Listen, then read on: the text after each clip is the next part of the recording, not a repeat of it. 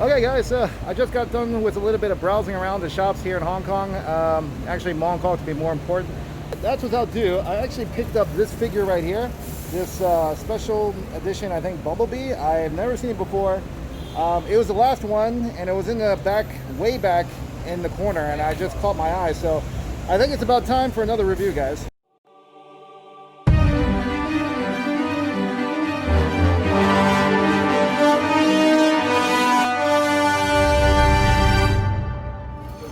Alright guys, so right now I'm back in a restaurant because obviously, yeah, I'm pretty hungry. I eat a lot. Hey, don't blame me for it. But in any case, just to give you guys a heads up of what I'm eating right now, because if you guys really care. If you don't care, just fast forward to the front of this video to see what the review's like. But right now, of course, I still got my Bumblebee here that I just got literally just like 20 minutes ago. And this time around, I decided to go for some good old-fashioned, there we go, good old-fashioned fried rice. That's right. So, you know, it's not like your typical fried rice back in the States, in those Chinese restaurants. This is the authentic Hong Kong style fried rice. So, and then of course I got my lemon tea right there. So, in any case, you know, again, if you guys are in Hong Kong, definitely, like I said, I've always, you know, advised you guys to stop and, you know, check out the small little shops because, you know, you'll never know what you find. I was quite surprised myself to find this figure. Hey there guys, so right now I'm back with the rustic, let's see, Studio Series 1967 Rusty Bumblebee, and this is the Japanese import version, SSEX. Now I did a little research just now about this figure, and apparently this was a special mail-in figure in Japan for the Transformers movie, Bumblebee movie that came out, right, 2018 I believe, and you can only get this if you're in Japan, and you had to actually mail in for it in Japan again with your movie ticket that you went to go see the, I guess, the first week of the movie Bumblebee. So this was a promotional item. Now, again, like I said, this is just, I was very surprised that I found this in the shop. I actually haven't bought any like recent Transformers besides the Unicron you guys saw. A lot of my old Transformers in general are kind of older collections, okay, and some of the recent stuff I haven't caught up with, and just recently, okay, I've pretty much gotten back into Transformers, been talking on to the forums on Facebook, and learning a lot more than I've missed in the past, I'd say 6 years, maybe. So, but in any case, this really caught my eye because first, the packaging, obviously it's not your standard Transformers packaging, regardless if it's Japanese or, you know, from the US. But you can see the detailing on the box, okay, Bumblebee in the movie, okay. On the back of this, if you're gonna look in the back, there is actually a sticker of Volkswagen, okay, and it says officially licensed by Volkswagen, and there's actually a number. There's like a, it's, you could say serial number, pin number, whatever. So that shows to me that this is probably a numbered item. There probably were only so many. Obviously, they're not produced anymore, right? So there's only so many around the world, maybe 100,000, 200,000, not sure. If you're wondering how much I paid for this, well, you guys are in for a surprise. I only paid 300 Hong Kong dollars, which is roughly 38 US dollars. And I checked online and I've seen people, okay, sell these roughly for 75, 80 US dollars online. So, I mean, yeah, I was, you know, again, and that's before shipping costs, guys. That's before shipping costs. So if you guys can actually get one of these for, I'd say, under 50 US bucks, I think you're getting a good deal. You know, if you go anywhere over 60 or to 70, I think definitely just wait on it, you know. Without further ado, I'm going to go ahead and open this box. Okay, we're going to go ahead and open this box. So in any case, all right, let me go ahead and just slowly peel it open, and then we're going to see what the contents of this Bumblebee are. Okay, I'm pretty much everyone has to agree that the Bumblebee movie was probably by far one of the best Transformers films up to date. Sorry I'm late, hit a little traffic. Optimus? Yeah, I definitely think so. I mean, of course, Michael Bay had a good run, right, of his Transformers series.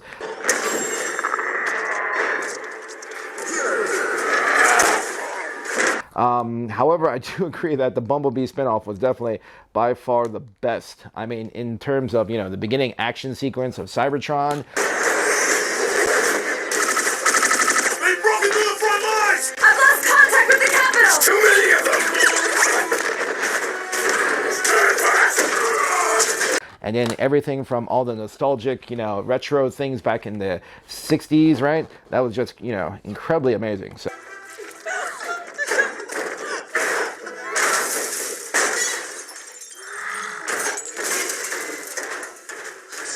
here we go.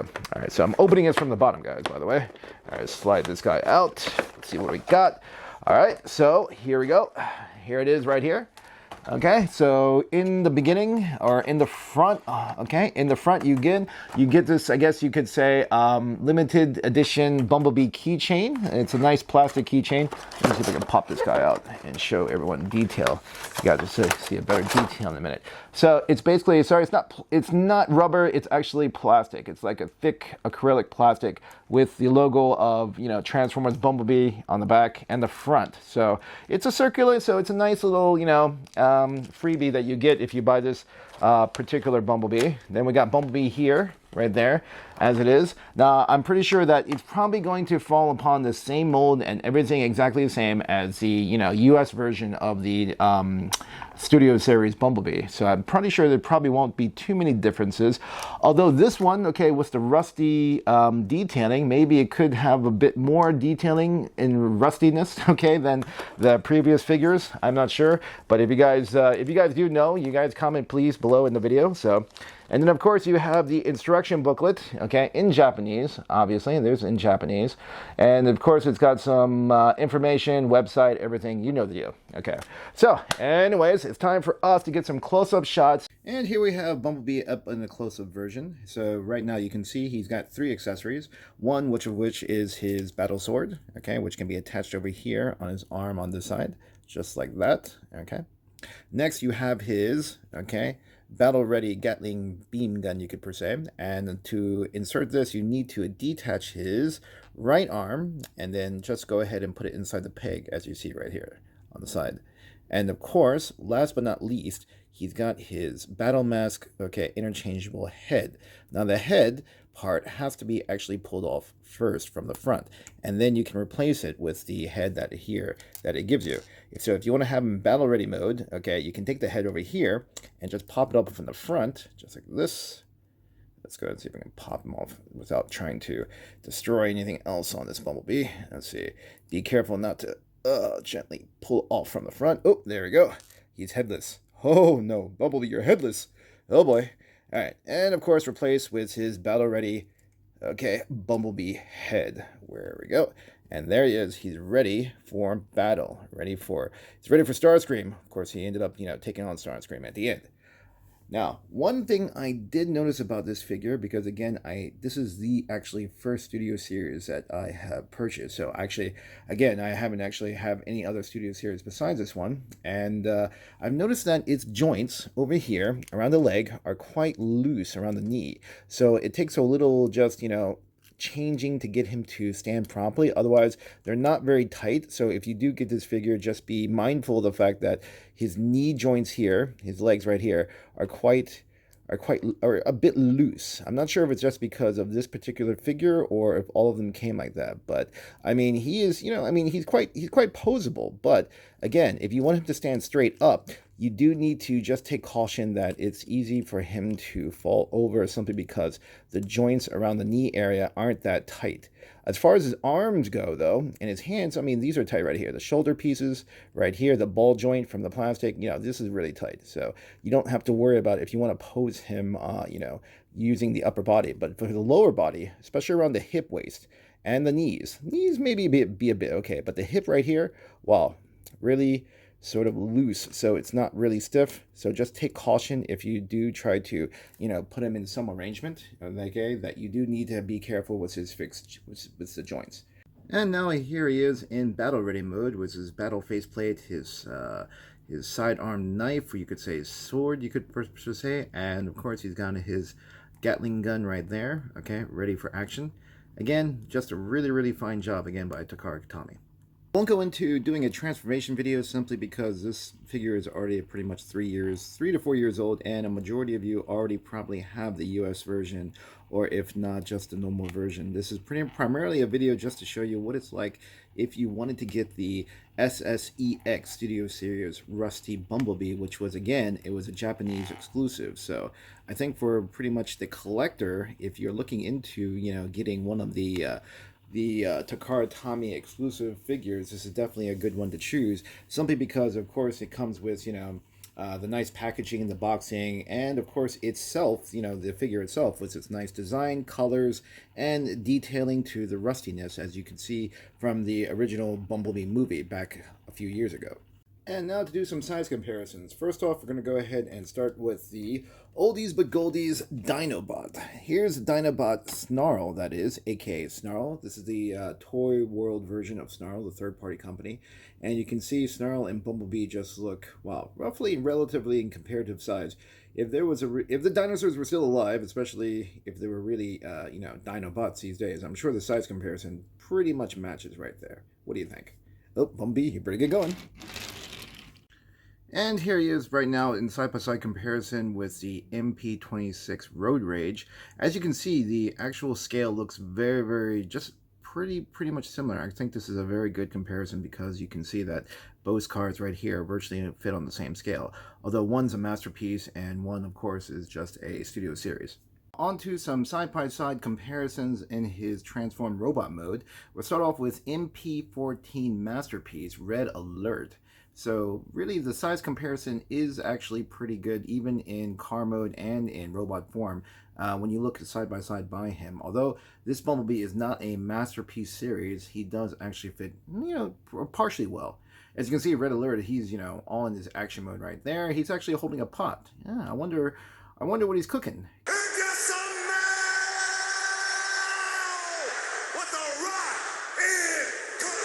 Can you smell what he's cooking? For all you Gundam fans just like myself, here's a scale-by-scale comparison of Bumblebee right next to the Master Grade 1/100 Double Zeta. So, of course, from the Zeta series. Now, this is just a version 1.0, actually, and you all know they've already come out with a 2.0 just, not too long ago. But as far as scaling size goes, you can see Bumblebee, he just comes up just about to his, I'd say, thigh. And finally, if you're a Pokemon fan, here he is scaled next to the Ash Ketchum and Pikachu. The Ash Ketchum is the SHF Arts from Japan, okay? The Tamashii Nations, okay? Scale size, I'm not quite sure. But there you go, you have Bumblebee and Pikachu next to each other. I'm sure if basically Bumblebee runs out of battery power, Pikachu is always right there to give you a supercharge. Isn't that right, Pikachu? One other thing I wanted to note was that it came with a very, very nice backdrop, pretty much. So you can see right here, this is just the normal cardboard backdrop that it came with in the casing. And actually, I think this is really, really nice. I mean, here it has, the title Transformers Bumblebee on the bottom. And in the back, you can see it's a very gray, black and white type of picture of Charlie's garage, where basically Bumblebee and Charlie met. Well, they actually met earlier, but then, of course, okay, Bumblebee transformed himself inside her garage.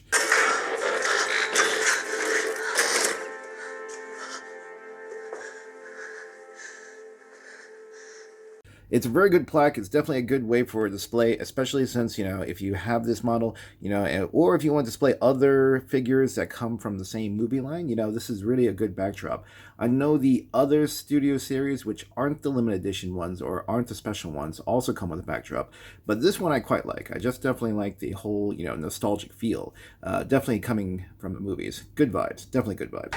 Hey guys, thanks for watching the review. I hope you guys like it. Overall, in my opinion, I definitely think if you can find the Bumblebee Rustic exclusive Japanese version for a good price, I would say probably pay no more than 55 US bucks, and that's including shipping. If you guys can get it, definitely pick this up. He is a very nice, figurine. Even if you have the original US version or you have another version, this one is also a nice one to have. Unfortunately, like I said, the joints for mine were a bit loose. I mean, I think it could be just because my particular figure had the loose ones. I am not sure. I've seen on other videos that other people didn't have the same problem. But in any case, if you guys, again, are one of those die-hard Bumblebee fans, here is another thing for you to collect. And like I said, I'm all about limited edition items. I love collecting limited stuff because I mean, it just, you know, it's kind of like, you know, once you get one thing, you gotta have it all, right? And just like in Pokemon, you gotta catch them all. Catch 'em, gotta catch 'em all. But in any case, guys, anyways, please let me know what you guys think in the comments below, especially if you want to see what those exclusive items are and you guys want to see price comparisons, what, you know, what the prices are like here out in Asia. You know, if I was still back in the States, you know, which, you know, I usually go back before the epidemic once in a while to go visit, I could not believe the price difference, astronomically price difference between what the cost here as opposed to going back and buying it from the US. And my name is Mr. Stan. I'll see you guys on the next video. See ya!